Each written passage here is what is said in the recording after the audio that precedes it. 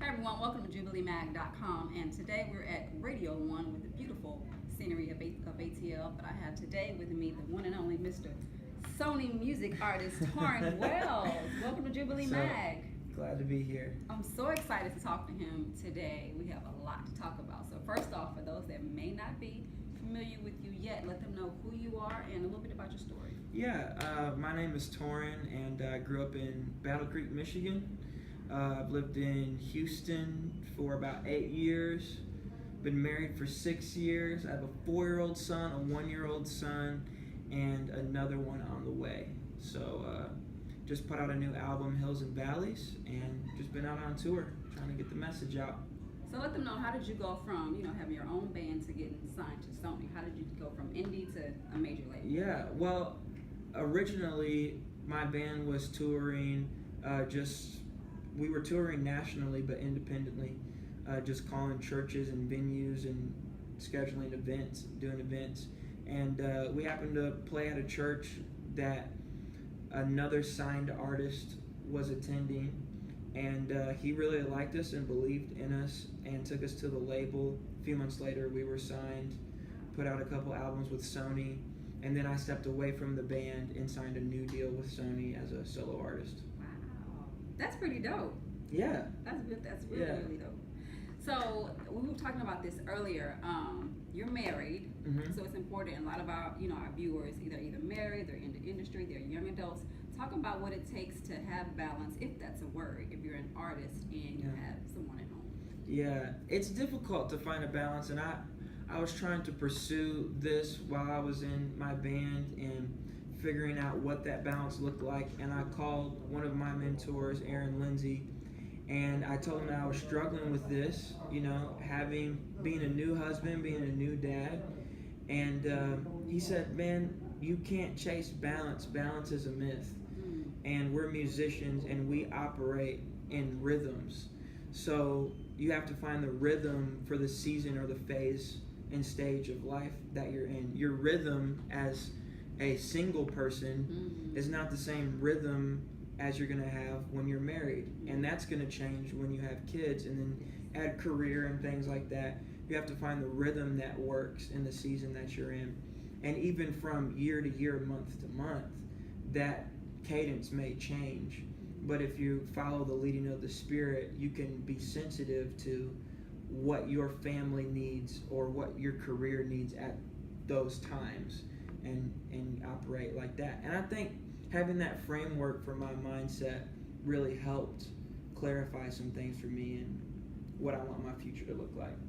Got it. So guys, in case you don't know, Tauren is on tour with the one and only legendary, two legends, Lionel Richie and Mariah Carey. It's like, how does that happen? You have those two and you have this amazing gospel artist. So how did that fusion come together? Well, my booking agent, I always tell people Jesus and John Huey. Okay. Who is, he's the president of CAA Nashville and creative artist agency who represents me, book shows and things like that. And he found out this tour was going out, so he pitched me for it. It got to Lionel's manager and he liked it, and so he took me along with 5-10 other artists to Lionel, and he said these are the options, and Lionel picked me out of the batch. So yeah, just amazing favor of God, and he's been really cool on the tour. Last night when we played in Atlanta, it was pretty funny. Chris Tucker, I guess, is a personal friend of his, and he was backstage, so I got to meet him in the meet and greet. And then when we were taking a picture, I was taking a picture with Lionel. He called Chris up. Chris, come up here. So he comes up, which Lionel has this bigger than life personality. Chris, yeah. So we're all in this picture. He's like, we gotta push this guy up. We gotta push him up. And he said, I had a few people that did that for me, Mick Jagger and the OJs, and I thought, man, what an honor to have that type of, backing. Absolutely love it. So what are you mentioned it earlier, what are some of the testimonies you've heard of someone who came to see one type of concert, but they end up having another encounter? Yeah. Well, there have been a few stories that I've been able to hear. One that really impacted me which I'm not technically allowed to go out into the audience after my performance, but sometimes I sneak out there, and just to see friends and stuff. And a lady stopped me, and she had tears in her eyes, and she was like, "Oh my goodness." She said, "I thought that I came here for Lionel and Mariah, but I came here for you. With all of the stuff that I've been through," she didn't exactly use that language, "I needed what you did tonight." And I was honestly speechless. Like, I wasn't ready for that.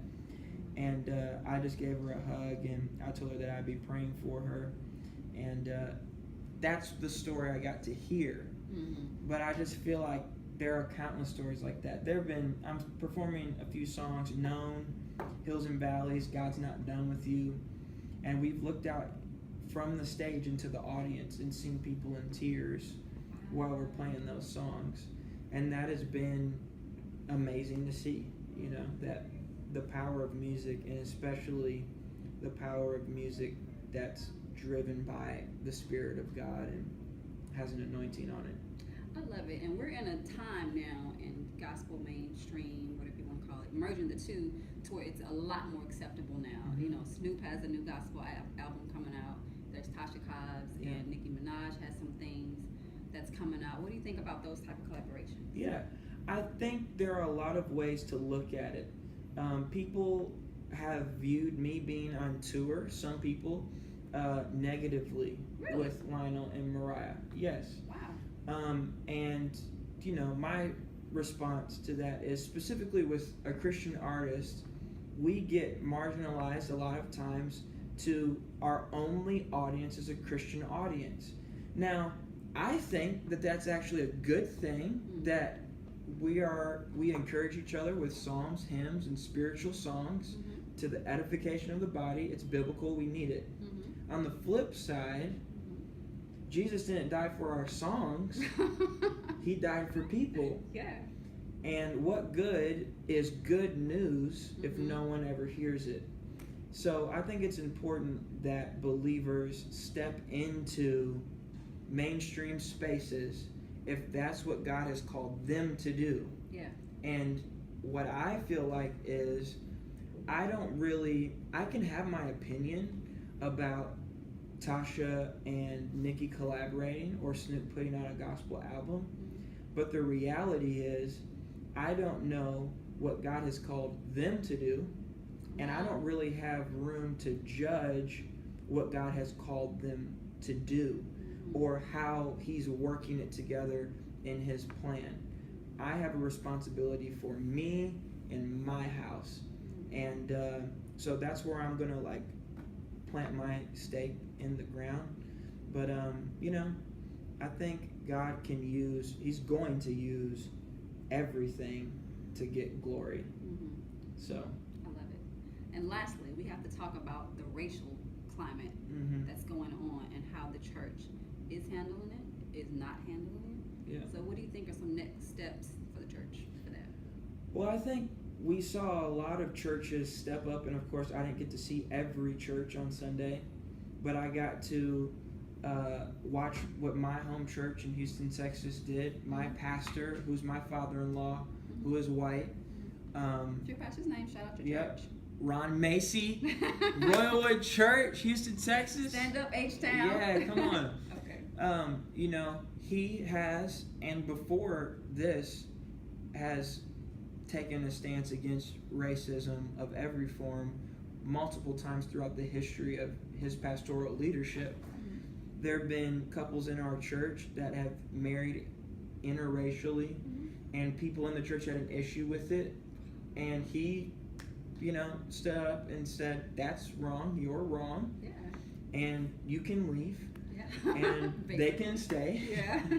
And we've seen that happen. I mean, when my wife and I were married, we had people leave the church and send the wedding invitation back because it was an interracial marriage. So we've dealt with racism firsthand. This isn't like my dad dealt with it or my so-and-so. Firsthand, we've encountered that.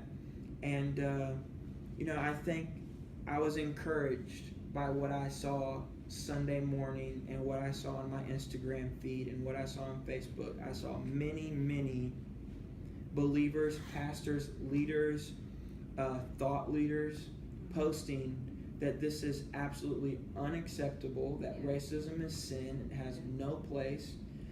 And I especially have respect for a lot of white pastors who stood up in front of predominantly white congregations and called it what it was. Yes. And like mad respect to those leaders. And I mean, I say like it takes courage and bravery to do that, and it does, but the fact that it does in 2017 to me is like I can't fathom it, and yet here we are. But I think I'm solution oriented. Like I'm not just gonna harp about the issues.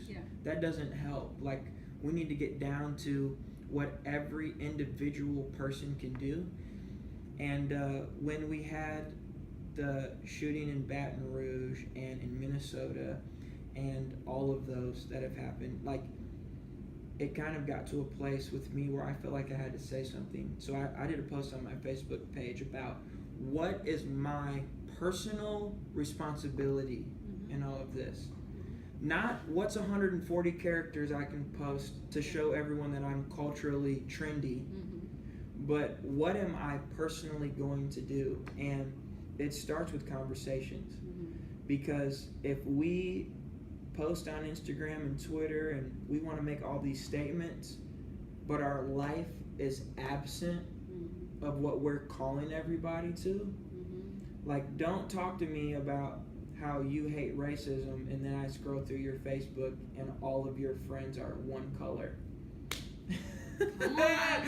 You know, like that's just so what are you doing to have conversations and break down the divide one relationship at a time?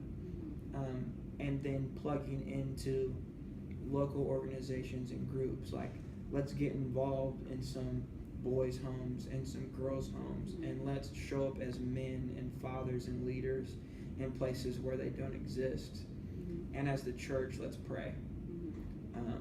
You know, so that was a long answer, but I love it. It's a needed answer. Because we gotta keep having these conversations because it's gonna keep happening, which means we gotta keep talking and doing something about it.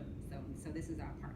Is to put it out there to the thousands and thousands and thousands that's gonna watch this. So let them know how to follow you on social media. Follow me at Tauren Wells, Instagram, Facebook, Twitter, Snapchat. I mean, I have it all. Snapchat. TaurenWells.com. Awesome. Thank you so much. Yes. I'm so glad to have met Mr. Tauren Wells. Future, he's already Grammy nominated, so I mean, come on, there's so much more. Well, the pleasure is mine. Thank you for having me. Thank you so much. Till next time. Peace.